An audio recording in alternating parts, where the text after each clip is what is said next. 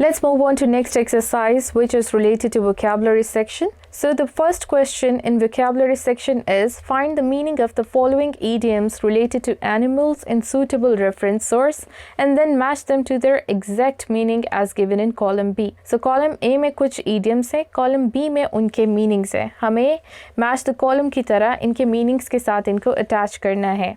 So first is you can't teach an old dog new tricks. So इसका होगा D part, someone who is too accustomed to old habits that won't want to change. Second is crocodile tears. Iska hoga C part, false tears to give impression of sadness. Third is bear with a sore paw. Iska hoga someone in a bad mood, which is B part. Have a whale of a time. Iska hoga G part, have an exciting, interesting time. Enjoy oneself enormously. Fifth part, to rat on somebody, it means tell a person in authority about the bad behavior of another person. Cold turkey, iska hoga period of time without something you are addicted to.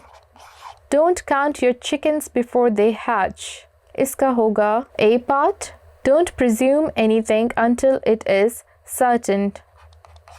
Hen pecked, which is number 8. Iska hoga husband who is nagged at by his wife. Ninth is a fly in the ointment. It means one big problem in an otherwise faultless plan.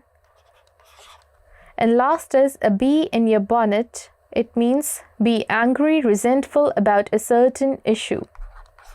So this was all about vocabulary section. Let's move on to the next part of our book exercise.